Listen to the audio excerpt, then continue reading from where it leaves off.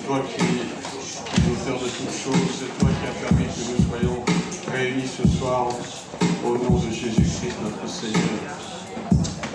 Amen. Amen. 1 Corinthiens 15, verset 54. 1 Corinthiens 15, verset 54.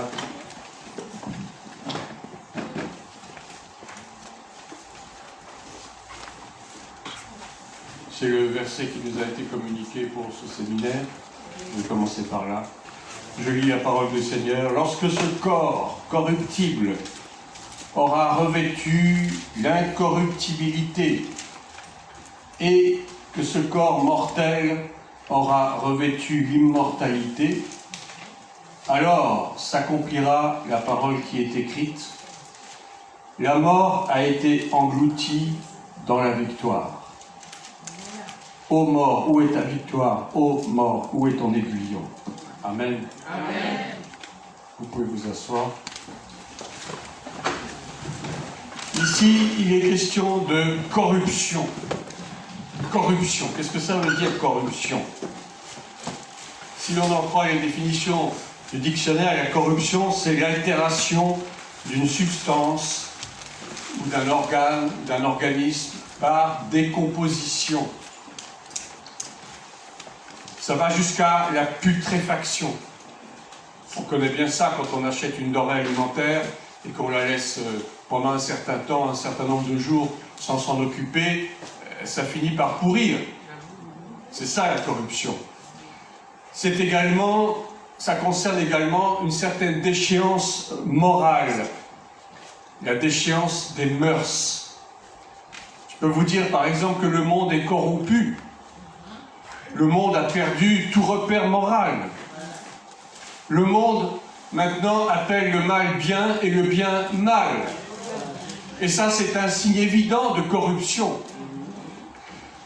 C'est enfin aussi l'action de détourner quelqu'un de son devoir, en lui donnant de l'argent, par exemple. On parle de corruption de fonctionnaire. Vous voulez obtenir un passe-droit, par exemple, ou un pot de vin, ce qu'on appelle un pot de vin, c'est-à-dire une autorisation déguisée, mais qui n'est pas légale, eh bien, ça s'appelle aussi de la corruption. C'est-à-dire qu'on va, d'une façon un peu subreptice, un peu subtile, un peu rusée, obliger quelqu'un à nous donner, en échange d'argent ou d'avantages quelconques, d'obtenir un droit quelconque qui, en réalité, ne pourrait pas nous être octroyé. La corruption. L'humanité est corrompue, on le sait, puisque depuis que la chute du premier homme et de la première femme, le péché est entré dans le monde, et par là même la corruption est entrée dans le monde. La nature même se corrompt. Regardez comment les choses se font. La nature, elle se dégrade, il y a un état de dégradation progressive, c'est un processus. La science physique appelle ça l'entropie. C'est une loi de la thermodynamique, pour ceux qui connaissent un peu la physique. Et l'entropie, en fait, la définition de l'entropie, c'est l'augmentation progressive du désordre dans l'univers. Et ça, on ne peut pas y échapper. On ne peut pas y échapper parce que c'est inexorable. C'est inexorable, ça fait partie de la déchéance de la création dont nous-mêmes faisons partie. Amen. Amen. Et là, l'apôtre nous dit qu'il nous parle d'un corps corruptible. Et il dit, lorsque ce corps corruptible aura revêtu l'incorruptibilité et que ce corps mortel aura revêtu l'immortalité, alors s'accomplira la parole qui est écrite, la mort a été engloutie dans la victoire. Nous sommes des êtres mortels et nous le savons. La mort, c'est la rançon de notre naissance. Nous savons dès notre naissance que, enfin nous ne savons pas, mais l'être humain sait que depuis la naissance, il est promis à la mort. Quel que soit le moment, quel que soit le temps, certains mourront jeunes, d'autres moins jeunes, d'autres plus âgés. Ça ne dépend pas tellement de nous. Bien sûr, ça peut dépendre de nous dans une certaine mesure, selon notre façon de vivre, selon notre mode de vie, notre alimentation. Tout ça, ça rentre en ligne de compte, bien entendu. Mais le fait est, c'est que nous tous, nous serons obligés un jour de passer par la mort. Sauf si nous avons la grâce d'être enlevés. C'est la seule exception. C'est la seule exception, sinon nous devrons tous passer par la mort à un moment ou à un autre. La mort sera engloutie dans la victoire, et cette victoire, c'est la victoire de Christ. Parce que lui, le premier, que la parole appelle le premier-né d'entre les morts, en fait, il est le premier de toute la création. Il est le premier à avoir été victorieux de la mort. Et il nous promet cette même victoire lors de la résurrection. Mais en attendant, nous devons subir cette corruption qui nous mine de l'intérieur. Notre corps se corrompt, il est vrai, nous vieillissons. Notre corps n'a pas la même apparence à 60 ans qu'il n'avait à 25 ans, c'est évident. Les cellules vieillissent. Mais tout ça, ça fait partie du processus de l'entropie, ce que je vous disais tout à l'heure. Cette dégradation progressive qui s'étend jusque dans l'univers. Les astres aussi se dégradent. Regardez, il y a des chutes de météorites. Il y a des choses comme ça qui se produisent. C'est le signe de la dégradation. On n'y peut rien. On n'y peut rien. Mais nous pouvons lutter contre ça. Nous pouvons retarder les choses. Vous comprenez? Nous pouvons être délivrés de ces choses. C'est vrai, notre corps continuera à vieillir, on n'y peut rien. Mais de toute façon, le corps nous a été donné pour un temps. Et nous aurons un nouveau corps. Nous aurons un corps glorieux au jour de la résurrection, et ce corps ne pourra plus se corrompre. Mais en attendant, nous sommes bien obligés de subir cette corruption. Mais tout ce que nous devons faire, en tout cas, c'est être délivrés de notre corruption intérieure. Parce que c'est ça qui, en réalité, nous mène à la mort. Non seulement à la mort physique, mais aussi d'abord, et en premier lieu, à la mort spirituelle. Mais, vous savez, il n'y a pas de délivrance s'il n'y a pas de repentance. Ah, vous allez me dire, on parle tout le temps de repentance, on est fatigué d'entendre les mêmes choses. Vous savez, la repentance, ça ne se fait pas en 5 minutes. Il ne suffit pas de dire « Seigneur, pardonne-moi parce que j'ai péché ». Ça ne suffit pas. Mais la repentance, c'est vraiment un changement total et radical de notre façon de vivre. Un changement total et radical de notre façon même de penser. Nous pensons mal. Et parce que nous pensons mal, alors nous vivons mal. La parole de Dieu déclare en Jacques que le péché commence par la pensée. Oui, le péché commence par la pensée. L'ennemi nous infiltre des pensées. Aucune tentation ne vous est survenue qui n'ait été humaine, dit la Bible. Et Dieu qui est fidèle ne permettra pas que vous soyez tentés au-delà de vos forces. Mais la tentation, elle commence déjà là. Elle commence dans la pensée, par nos paroles, parce que nous regardons, parce que nous entendons des suggestions. Le diable aime nous faire des suggestions. Mais si nous laissons ces suggestions envahir notre cœur, alors ça prouve que nous sommes déjà corrompus par le péché. Or, la repentance consiste justement à fermer définitivement ces portes aux suggestions, à être suffisamment fort, à avoir suffisamment cette armure spirituelle qui nous permet de lutter contre ces pensées qui nous mènent justement à la mort. Parce que lorsque le péché a enfanté, il conduit à la mort. Mais le péché commence toujours par la pensée. Comprenez-vous ça? C'est très important. Donc il faut une repentance. Et je vais vous raconter l'histoire brièvement d'un homme qui nous est raconté dans l'Évangile, qui s'appelle Zachée. Vous connaissez tous cette histoire. Mais Zachée, pour moi, c'est le prototype de l'homme qui a vraiment fait sa repentance. On va le lire très rapidement. C'était à l'Évangile de Luc, au chapitre 19. Jésus étant entré dans Jéricho, traversait la ville, et voici un homme riche appelé Zachée, chef des publicains, cherchait à voir qui était Jésus. Mais il ne pouvait y parvenir à cause de la foule, car il était de petite taille. Et la foule, ça nous bloque beaucoup de choses, hein. Vous savez ça. Il était petit en plus, malheureusement pour lui. Il courut en avant et monta sur un sycomore pour le voir, parce qu'il devait passer par là. Lorsque Jésus fut arrivé à cet endroit, il leva les yeux et lui dit « Zachée, hâte-toi de descendre, car il faut que je demeure aujourd'hui dans ta maison. » Amen. Zachée se hâta de descendre et le reçut avec joie. Il était heureux de recevoir Jésus, parce qu'il savait déjà en son fort intérieur que quelque chose allait se passer dans sa vie. Il savait que la présence du Messie allait lui permettre effectivement de changer de vie complètement. Et pas seulement matériellement, ça c'est rien. Le plus important c'est notre cœur. Le cœur de Zachée était pourri par la corruption. Zachée, vous savez, c'était un publicain, c'était un péager, ce qu'on appelle un péager, c'est-à-dire qu'il se tenait aux portes et à chaque fois que quelqu'un voulait rentrer dans la ville, il lui demandait une redevance. Seulement, ces tarifications étaient quand même assez fantaisistes. Et bien souvent, il lui arrivait de demander bien plus que ce qui était prescrit. Donc c'était un voleur. C'était un voleur. Mais on dit qu'il était heureux de recevoir Jésus.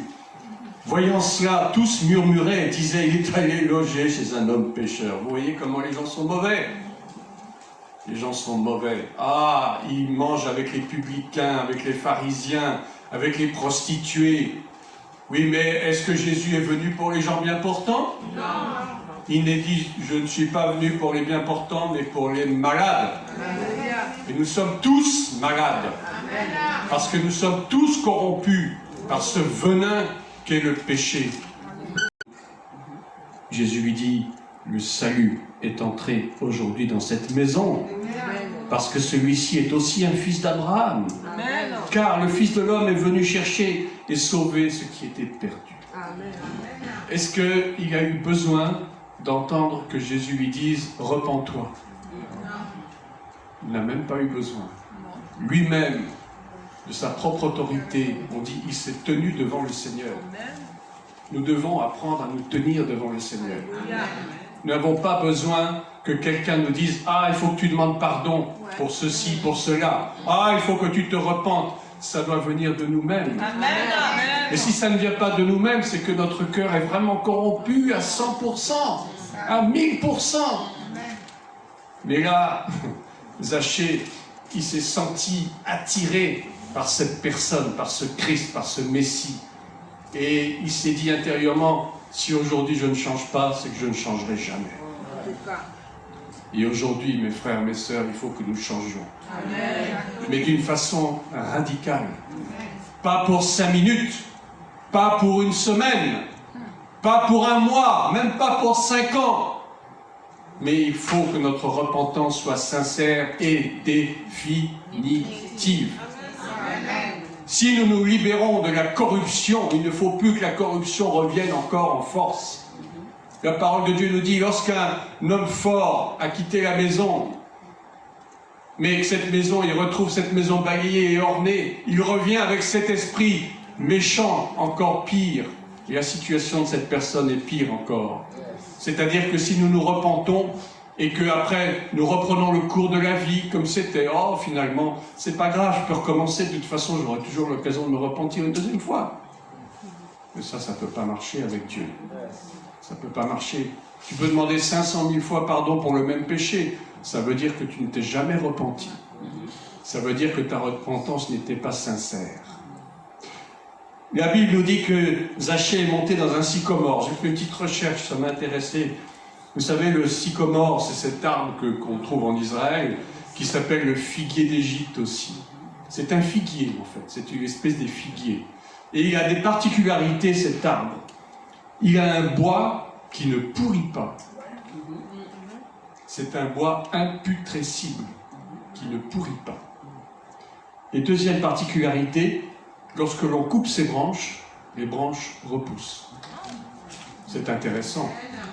Pourquoi est-ce que donc Zachée est monté dans ce sycomore? Parce que c'était pour lui l'occasion d'attraper l'arbre de la vie. Amen. Cet arbre de la vie que l'on trouve en Éden, cet arbre de la vie que l'on trouve également dans le psaume numéro 1.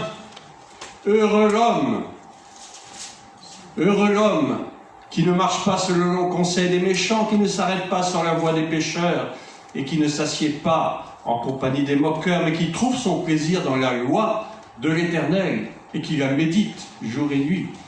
Verset 3. Il est comme un arbre planté près d'un courant d'eau qui donne son fruit en sa saison et dont le feuillage ne se flétrit point. Vous voyez, c'est l'arbre de vie. Ce sycomore, en fait, représentait l'arbre de vie. Et Zachée s'est précipité en haut de cet arbre de vie pour voir le Messie, parce qu'il savait qu'aujourd'hui c'était pour lui le jour du salut. Amen.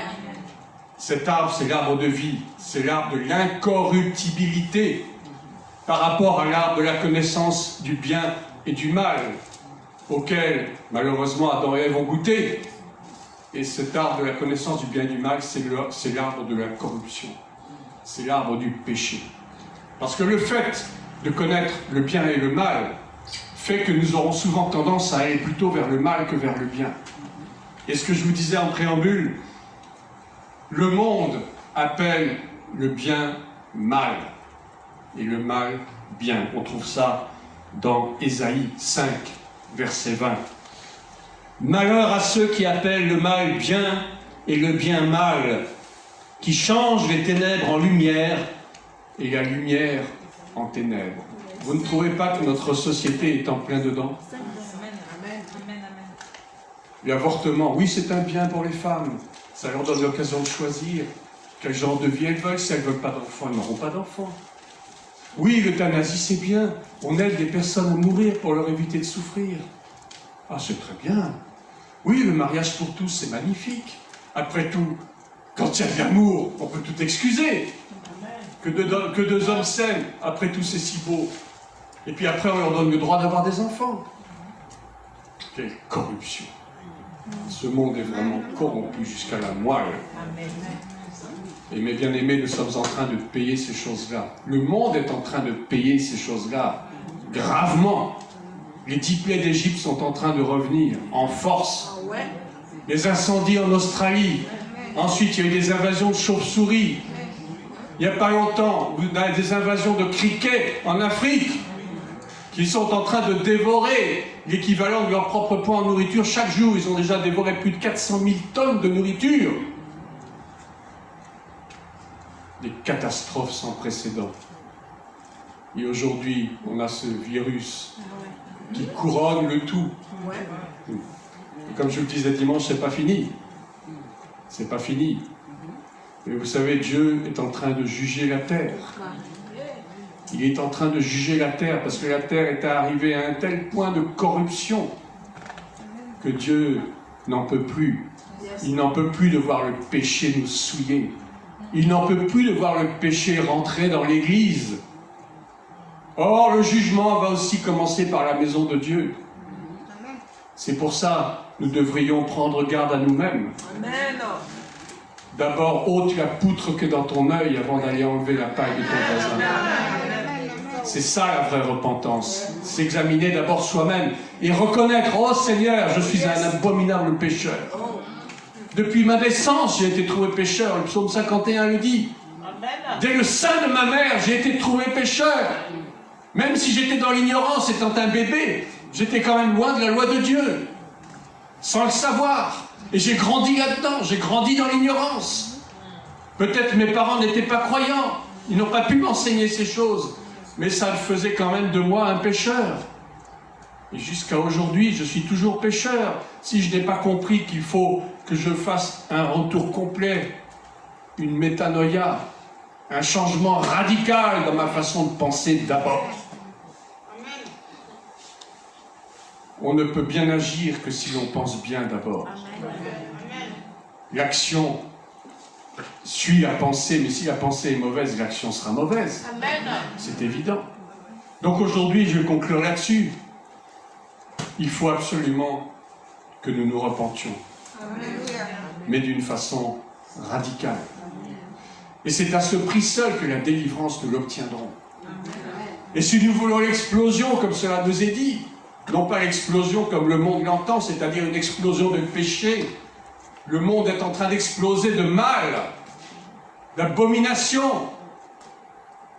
mais si nous voulons une explosion, c'est-à-dire que quelque chose de fort doit se produire dans nos vies pour que nous montrions au monde que nous ne sommes pas comme lui, pour que nous montrions au monde que nous avons Christ en nous et que nous vivons par lui et que c'est par lui que nous pouvons faire des choses que d'autres ne peuvent pas faire. Que c'est à cause de Christ que nous vivons et non pas à cause de ce que le monde nous enseigne. Le monde ne nous enseigne que de la fausseté, du mensonge, de l'hypocrisie. Mais nous, qui sommes en Christ, nous devons avoir cette espérance que les choses ne peuvent pas nous toucher, que la corruption intérieure ne peut plus nous toucher. Il faut avoir des cœurs purs devant Dieu. Mes frères, mes sœurs, ayons des cœurs purs devant Dieu.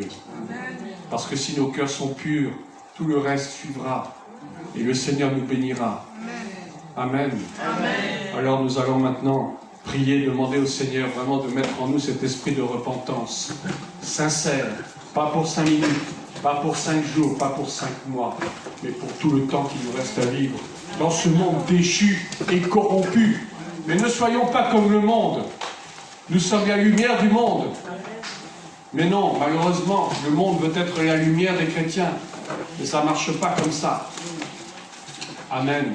Amen. Que Dieu vous bénisse. Amen. Amen. Amen.